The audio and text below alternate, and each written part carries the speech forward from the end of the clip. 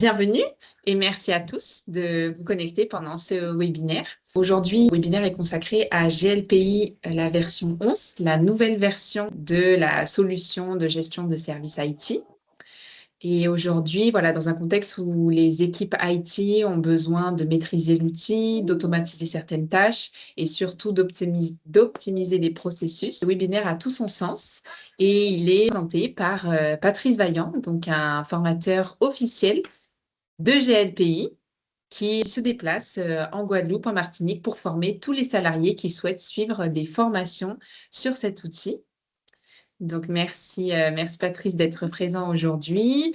Et grâce à lui, aujourd'hui, on va voir voilà, comment gagner en efficacité et en qualité de service sur cet outil qui est, selon moi, incontournable dans une équipe IT. Voilà, je vous souhaite un bon webinaire et je te laisse la parole, Patrice. Donc, j'ai préparé une instance en GLPI 11 et alors, vous pourrez l'avoir soit chez vous avec une version, téléchargée et installée sur vos serveurs, soit comme moi là sur la cloud. C'est très pratique en déplacement. Donc, vous pourrez aussi personnaliser. Alors là, c'est ce qu'on appelle le plugin branding. Personnaliser le GLPI avec vos icônes, vos couleurs et puis dedans, j'ai préparé quelques petites présentations. Un tableau de bord, on va dire, basique. Et dedans, vous retrouverez des menus que vous allez connaître. Du coup, ici, la partie parc, assistance. Je vous propose de commencer par aller voir quelques informations sur le parc. Par exemple, je peux avoir des recherches sauvegardées, tous les ordinateurs qui sont encore en stock ou qui sont en panne ou qui sont renouvelés prochainement. Les recherches sauvegardées, ça peut nous permettre de gagner beaucoup de temps quand vous arrivez au travail en disant, vous avez toujours des petites routines habituelles.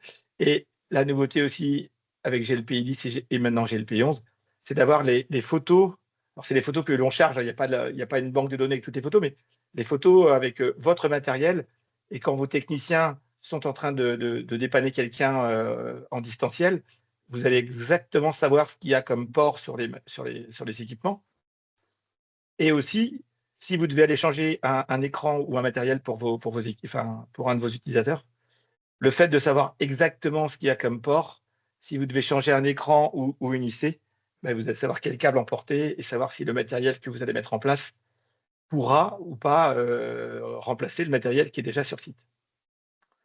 Toujours dans la partie parc, les gens qui sont en charge de la direction informatique, vous pourrez avoir pour chacun des équipements des informations liées aux informations financières, administratives, le fournisseur, les numéros de commande, la valeur de l'équipement, la gestion des budgets. Je passe dessus, vous me direz si ça vous intéresse un peu plus tard. Et pour chacun des budgets, le montant initial du budget année par année, ce qui a été dépensé, ce qui reste à dépenser, et par budget, tout ce qui a été acheté année par année. Et puis, si vous voulez rebondir sur un équipement, les serveurs et autres, vous pouvez tout de suite revenir sur le matériel en question, toujours avec des photos intéressantes. Là, il y a des photos de serveurs. Voilà ce que vous avez acheté avec ce budget-là. Donc, côté gestion de parc, c'est un outil qui est quand même, à mon sens, très pratique. Je vais revenir ici. Si je veux avoir, une vue d'ensemble de mon matériel, une fonction que moi j'utilisais beaucoup quand j'ai travaillé pour mon dernier employeur, qui était un département, c'est une vue avec géolocalisation du matériel. Donc, tous mes sites sont géolocalisés sur une carte. Et à partir du moment où je dis qu'il y a tel matériel sur tel site, je vais, alors, j'ai pas de matériel là en Guadeloupe, mais je peux arriver sur tel collège et de même rebondir. Là, je connais tout le matériel qui est dans tel collège de Loire-Atlantique, avec, en plus, ici, j'ai rajouté un tag. Attention, ce matériel-là est à renouveler en 2031, ici en 2029 et ici en 2028. Ça vous permet vraiment d'avoir, une vision globale de votre parc. Alors, peut-être que sur un CHU, vous n'avez pas des sites aussi distants et si étendus. Mais si vous avez des hôpitaux de jour ou d'autres annexes, vous pouvez avoir une matériel avec tout ce qui est la cartographie. Idem pour les tickets. Je peux aussi avoir des tickets avec des informations sur lesquelles je pourrais faire des tris, les tickets entrants, les tickets en attente, les tickets assignés. Et pour chacune de mes recherches, je pourrais les afficher sur une carte. Là, moi, je travaille principalement sur la région nantaise. C'est là où j'ai fait mes derniers ateliers. Et donc, pour chacun des sites, je peux connaître, ici, il y a 15 tickets au Château des Ducs de Bretagne. Et donc, si j'envoie un technicien sur ce site, eh bien, je peux tout de suite avoir le nombre de tickets qui sont en cours avec le retard, le statut, les informations et pour chacun des tickets, ce qu'il y a à faire dedans. Donc, au niveau gain de temps sur vos déplacements, au niveau renouvellement du parc, vous avez quand même quelque chose qui va être très, très intéressant pour gagner du temps. Je dis ça parce que combien de fois j'ai vu des techniciens se déplacer, ils reviennent sur site en disant ça s'est bien passé. Je dis ben non, il me manque des câbles. Toujours, je vous entends sourire, mais toujours dans la partie gestion de Là, parc. c'est technicien débutant, ça. Ouais, ou un parc pas tout à fait à jour, peut-être. Et toujours côté parc, je peux avoir le plan de mes baies avec tous mes équipements par baie et les équipements qui sont connectés sur mes switches. Ou je peux avoir mes switches, les photos, les disques qu'il y a dessus. Je vais pouvoir avoir le plan de chacune de mes baies si besoin. Côté inventaire. Donc, côté inventaire, vous avez parlé de Fusion Inventory, vous avez parlé de OCS Inventory. Sachez que désormais, l'inventaire est natif dans GLPI. L'inventaire est natif. La nouveauté de GLPI 10, c'est que historiquement, l'inventaire était dans GLPI 10, pardon. La nouveauté dans GLPI 11, c'est que maintenant, je peux mettre une sécurité, un mot de passe et une clé. Et donc, l'agent qui va être installé sur les ordinateurs de votre parc devra avoir ce même identifiant et mot de passe pour être vu par le parc et par le GLPI. Ici, je vais pouvoir choisir ce qui est remonté, des statuts, et je peux même, chaque ordinateur qui remonte peut être tagué en disant voilà, l'ordinateur est remonté dans mon parc, l'ordinateur a été confirmé par l'agent GLPI, le statut n'est plus un statut que en production, on peut même changer le statut. Et puis, si au bout d'un certain temps, je ne vois plus l'ordinateur, je pourrais même alerter les administrateurs en disant voilà, le statut a changé, j'ai du matériel à vérifier, informatiquement, il est en production, il est sur site. Par contre, il n'a pas été vu depuis un certain temps. Vous avez parlé de l'Active Directory. Sachez que GLPI dispose d'une base de compte locale. Et bien sûr, vous pouvez connecter le GLPI à un AD. Tous les comptes que vous souhaiterez intégrer dans l'AD pourront être intégrés. Et les règles d'habilitation, si vous souhaitez que des techniciens puissent gérer le parc, gérer les tickets ou gérer des fonctionnalités particulières dans l'Active Directory, vous pourrez le piloter avec dans GLPI. Je reprends ma phrase. Si vous souhaitez que les habilitations, je vais vous montrer ce que c'est qu'une habilitation. Par exemple, c'est le niveau d'accès. Donc, on peut, en fait, ce que vous m'avez dit, c'est qu'on peut le traiter avec des groupes de sécurité qui sont dans la. C'est ça, c'est ça. Okay. Par exemple, pour que Jordan Bureautique puisse être technicien, il suffit que je fasse une règle en disant si dans l'Active Directory, tu es dans tel groupe, alors dans GLPI, tu auras telle habilitation. Tout ça, c'est automatisé. Okay. Vous pilotez tout une fois que la connexion et les règles sont faites par rapport à l'Active Directory. Et ça, on le voit en formation. Aujourd'hui, je vous montre ce qu'il y a dans GLPI, mais c'est aussi, je vous montre aussi ce qu'on va voir en formation si on arrive à monter la formation avec Agnès, et que la formation administrateur fonctionnel que moi j'anime aujourd'hui pour TechLib, vous voyez toutes ces interconnexions par rapport à l'AD et toute l'automatisation des habilitations de GLPI en se connectant à l'AD. Si vous le voyez, il y a un profil, les règles sont dynamiques lorsqu'elles viennent de l'AD. Je n'ai pas d'AD là aujourd'hui sur ma démonstration. Donc, un inventaire qui va nous permettre de gérer une partie de notre parc. Je vais tout de suite aller montrer une des machines. Là, j'ai un contrôleur de domaine qui a remonté et vous remontrez exactement les informations liées à l'OS de votre machine, tous les composants, tous les logiciels et toutes les informations qui sont liées à votre machine. L'inventaire, le petit agent qui est inventaire et qui est sur la machine, vous permet de gérer toute la partie logicielle et matérielle du poste.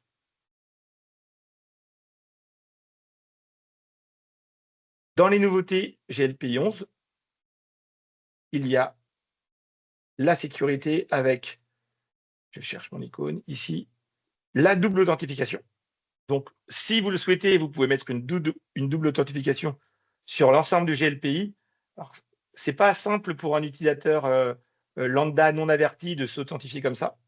Alors, vous pouvez mettre en place votre sécurité avec un autre niveau, c'est-à-dire vous allez définir un groupe, peut-être un groupe d'administrateurs, ou un groupe de ZEFA. Et les personnes qui seront dans ce groupe, là j'en ai qu'un, c'est Laurent, les personnes qui seront dans ce groupe devront, elles, s'authentifier.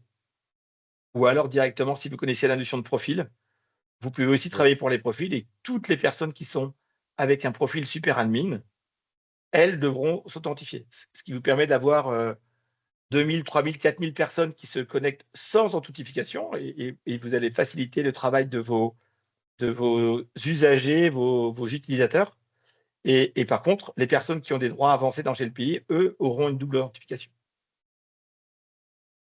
Côté des nouveautés aussi de GLPI 11, c'est la partie inventaire, la partie formulaire. Je vais aller ici.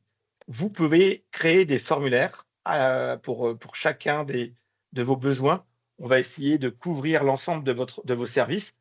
Par exemple, il y en a un que j'aime bien présenter. C'est la partie arrivée d'une personne. C'est toujours compliqué l'arrivée des personnes chez vous. Est-ce qu'il faut du matériel, il faut du logiciel? Donc ici, vous allez pouvoir construire un formulaire qui va permettre d'avoir des questions et des réponses précises. Et une fois que ce formulaire, et en plus ce formulaire peut y avoir la partie logicielle, il y aura peut-être aussi la partie téléphonie, et il y aura même peut-être la partie immobilier. Et avec un seul formulaire, vous pourrez créer plusieurs tickets. Et donc, par exemple, créer un ticket. Toutes les questions et toutes les réponses seront dans ce ticket. Et ce ticket en particulier pourra être affecté directement à la bonne équipe et avec les bonnes propriétés. On va le faire une démonstration en direct. Donc ça, c'est le catalogue de services. C'est quelques petits formulaires que j'ai déjà préparés à l'avance, arrivés d'une personne. On a eu un recrutement assez ambitieux cette année. On a Agnès Bosser qui est service de rattachement. Je peux créer des services de rattachement maintenant dans GLPI. Direction des ressources humaines. Alors, je n'ai pas de lieu de travail pour la Guadeloupe dans ma démonstration. Mais je peux dire qu'elle va arriver au 1er juillet. Et j'ai pas mis de fonction. Bon, table, RH. Vous avez vu, en plus, je peux avoir des fonctions, des réponses obligatoires. Si je ne réponds pas, les gens ne pourront pas continuer. Faut-il du nouveau matériel? Oui. Je vais peut-être prendre un PC portable. Est-ce qu'il en faudra un second? Oui. Donc là, vous allez avoir des listes, par exemple une imprimante. Des logiciels en particulier. Vous voyez, donc en fonction de ce que les gens vont répondre, vous avez des menus qui apparaissent en fait. Donc, ce qui permet de ne pas avoir un formulaire trop chargé, mais d'avoir un formulaire qui, en fonction du besoin des gens, y a-t-il besoin d'une téléphonique fixe? Non. Un smartphone? Oui. Et si vous demandez un smartphone, on va vous demander l'abonnement. Et donc, vous avez des questions qui s'affinent. Demande de mobilier pour Agnès qui va arriver. Une chaise, une lampe, un bureau. Ce n'est pas pour la partie informatique, ça ira à une autre équipe. Les moyens généraux ou en fait, GLPI, qui était un outil ITSM, devient un outil ESM. C'est un outil pour le management sur la même plateforme des demandes, voire des incidents pour l'ensemble de vos directions métiers. La direction informatique, les RH, la reprographie, les moyens généraux, tout ça avec un seul outil que vous maîtrisez. Et je vais pouvoir aller voir les tickets. Il y a 4 tickets qui ont été créés. Il y a un compte pour création du compte AD d'Agnès Bosser. Et si je clique dessus, je vais avoir les informations nécessaires à la création du compte. Si je reviens sur la demande de mobilier, la demande de mobilier a aussi des informations avec la partie matérielle et elle est déjà affectée à une sous-entité. Les personnes des moyens généraux, on ne verront que les tickets qui sont dédiés aux moyens généraux en fait. Ça nous permet d'avoir, avec un seul outil, de distribuer les tickets aux bonnes personnes. Et là, on voit que l'équipe qui est en charge de ce ticket-là, ce sera des moyens généraux. Et ils ont, donc si vous connaissez les notions de TTR, de SLA, d'engagement de durée, ils ont 5 jours pour traiter la demande. Et si je reviens sur préparation d'une imprimante pour Agnès, eh bien, je peux aussi, moi j'appelle ça la gestion technique des équipes de support. On s'est mis d'accord sur des modes opératoires à suivre. Là, pour ce qui est de l'imprimante, on a toutes les informations, toutes les questions et toutes les réponses qui ont été posées dans le formulaire. Et ensuite, on a même le mode opératoire que le technicien devra suivre en disant on s'est mis d'accord sur un mode opératoire, voilà ce qu'il y aura à faire. Donc ça vous permet aussi de piloter vos équipes. Moi, j'aime bien le management participatif et donc je vais proposer à mes équipes de co-construire cette tâche et on va appliquer les tâches qui ont été validées et décidées avec les techniciens pour harmoniser le travail des équipes. En fait. C'est un vrai gain de temps pour avoir un traitement. Et donc, pour chaque arrivée, je peux avoir directement les tickets qui sont créés pour les bonnes personnes. Dans les nouveautés de GLP 11, donc je vais reprendre mon rôle super admin. Dans les nouveautés, il y a aussi ce qu'on appelle la gestion d'équipements, différents des ordinateurs, des moniteurs, des logiciels.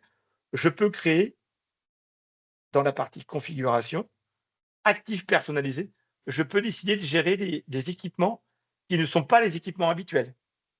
J'ai ici, par exemple, séparé les serveurs. Je ne veux pas que les serveurs soient gérés avec les ordinateurs parce que dans mon équipe, j'ai des techniciens qui vont gérer le poste de travail, mais j'ai aussi des administrateurs qui vont gérer les serveurs. Donc, je crée un nouvel actif qui s'appelle serveur. Je vais choisir toutes les options, tous les onglets que cet équipement aura. Donc là, l'administration financière, des documents, des connexions, je pourrais le mettre dans une baie, je pourrais avoir un antivirus. Je peux choisir même des champs. Vous pouvez choisir des champs personnalisés. Moi, je veux avoir telle information, donc vous pouvez choisir ce que vous voulez. Et vous pourrez dire, là, j'ai créé un nouveau profil. Et donc, j'ai créé un profil administrateur système. Il n'y a que les gens qui auront ce profil qui pourront gérer les serveurs. Et la même chose pour des voitures. Je viens de créer des voitures, et donc il y a un gestionnaire auto qui pourra gérer les voitures. Et donc, je pourrais avoir des champs particuliers avec une plaque d'immatriculation que j'ai rajoutée. Vous avez un équipement sur mesure qui vous permet de gérer comme un actif ce que vous voulez comme actif. Et là, donc, du coup, il n'y a pas d'antivirus. Il y a des informations. Alors, j'ai laissé la baie, mais parce que je voulais voir jusqu'où je pouvais aller avec l'outil. Et donc, maintenant, si je viens dans le self-service, eh ben, je peux avoir un outil sur lequel je peux déclarer des dysfonctionnements. La voiture du service ne démarre pas ce matin.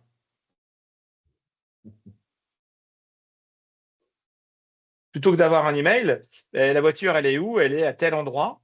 Et je peux même choisir la voiture. Voilà. Et donc, cet objet, cette voiture, cette Peugeot 3008, eh bien, il y a un ticket qui va être créé. Et je vais pouvoir voir ce ticket et il est affecté directement à l'équipe du parc automobile. Ce ticket ne va pas du tout aller à la direction informatique. Vous avez un outil orienté ESM, en fait, un outil pour gérer toutes les directions métiers qu'il y a chez vous. En fait, ça s'oriente là vers une solution GMAO, quasiment. C'est ça. Alors, il y a encore quelques évolutions à apporter, parce qu'aujourd'hui, on a toute la rigueur de l'informatique avec toute la partie ITIL. Et effectivement, peut-être que quand vous allez vouloir gérer une voiture, peut-être qu'il faudra avoir un petit peu plus de souplesse par rapport au statut des tickets. Mais en tout cas, ça vous permet d'avoir un outil qui va vous gérer l'ensemble de vos éléments actifs, quoi.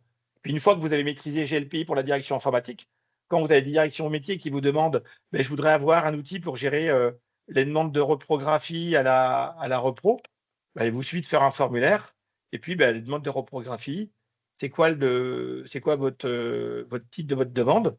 Demande de repro ou de copie de formation GLPI, par exemple.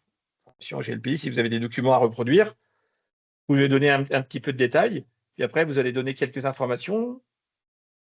C'est pour une réunion de service pour mes équipes. Et puis, vous allez poser des questions et des réponses. Là, j'en ai mis aucune obligatoire, à part le nombre d'exemplaires. Et tout ce que vous allez vouloir choisir comme menu, va vous permettre d'avoir. Je vais venir chercher le document à la reprographie.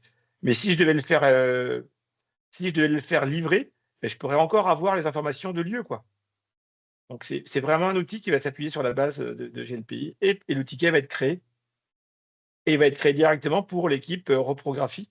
Et c'est pas l'informatique qui va être perturbée par cette demande. Si je reviens sur l'outil, il y a quelques plugins qui peuvent être intéressants. Il y a parfois des champs dans GLPI que vous souhaitez renommer parce que le sens premier ne nous arrange pas toujours. Je vous ai parlé tout à l'heure de TTO ou de TTR, qui est un terme anglo-saxon. Time to resolve. Et le time to resolve, le TTR, moi, je me suis permis de le renommer dans mon GLPI. J'ai écrit TTR-temps de résolution pour que le mot soit plus facile à voir par les utilisateurs ou par mes techniciens informatiques. Donc, l'outil, il existe, il est configurable, il est paramétrable, et puis s'il y a des champs que vous voulez renommer, en plus, vous pouvez les adapter, quoi.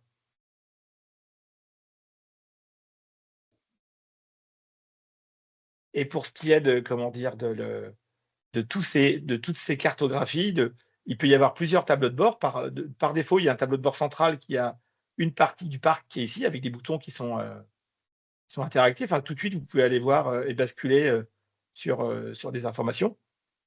Je vais revenir sur mon tableau de bord. Je peux avoir un tableau de bord que pour le parc. Donc ça, c'est les tableaux de bord de base de GLPI. Là, c'est le tableau de bord avec tous mes tickets. Donc, je suis en train de faire des tests depuis 2 jours. Donc, hop, j'ai une montée en flèche de mon ticket. Hein. Tout va bien. Il n'y a pas d'incident en masse. Il n'y a pas de dysfonctionnement.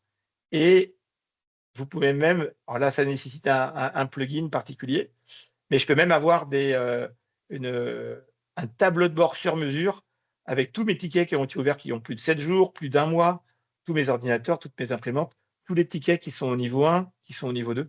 Vous faites un tableau de bord personnalisé. Ça, c'est un plugin qui s'appelle GLPI Advanced Dashboard. Et vous faites ça sur mesure.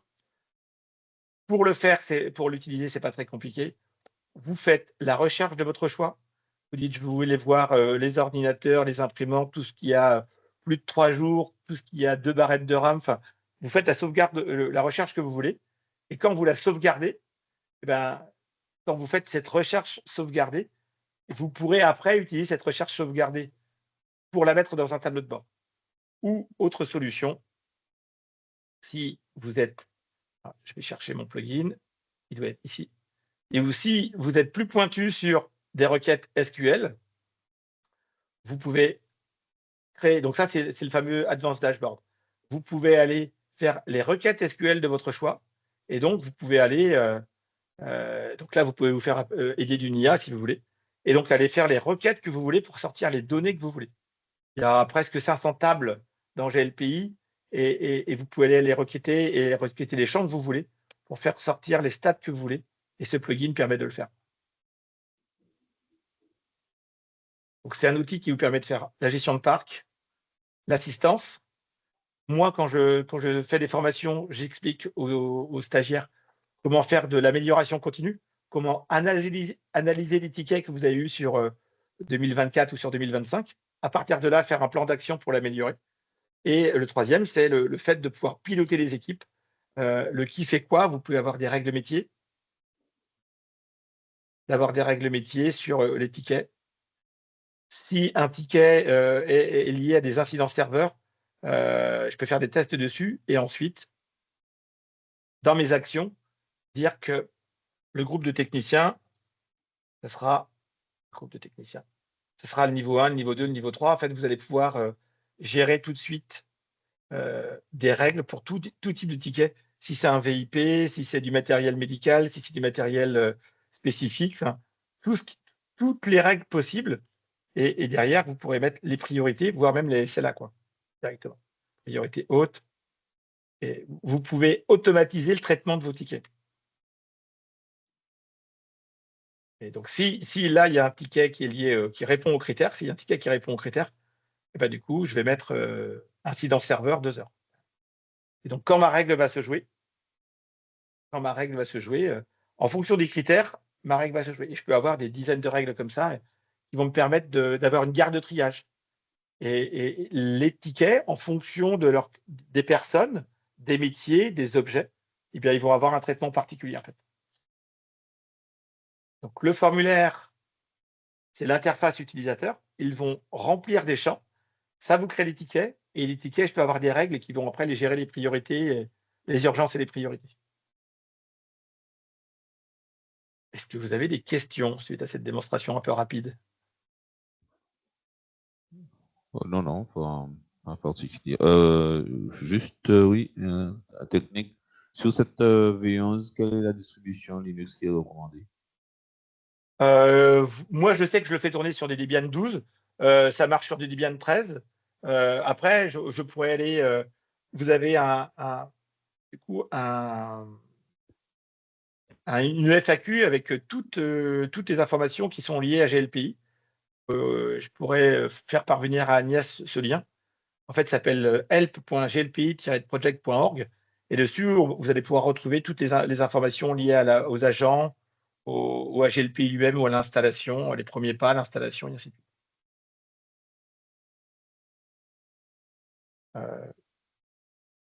Avec un moteur de recherche, installation sur Ubuntu. C'est quoi votre OS préféré? C'était du Ubuntu, justement, oui. Bah, vous avez toute la doc est prévue ici, en fait.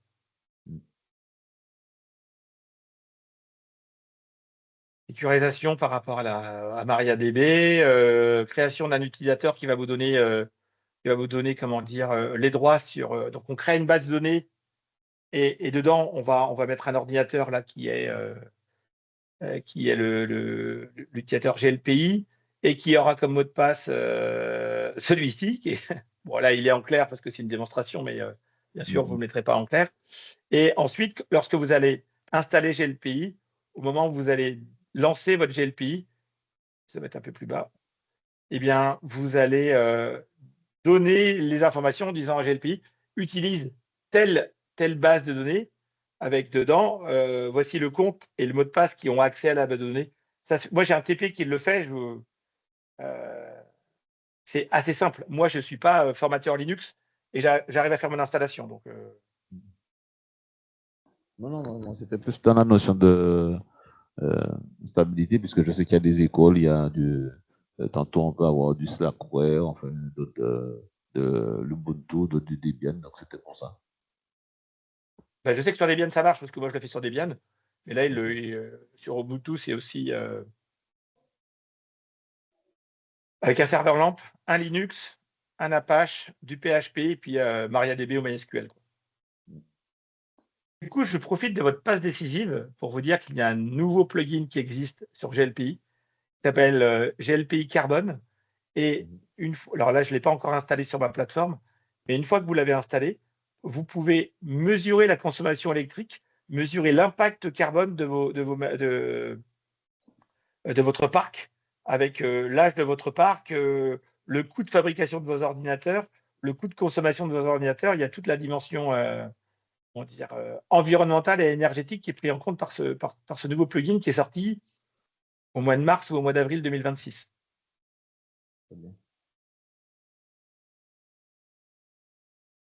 Il peut être un bon argument pour expliquer à vos équipes et à vos utilisateurs que les ordinateurs, ils ont peut-être 6 ans ou 7 ans, mais vu l'impact environnemental, on va les garder un an de plus.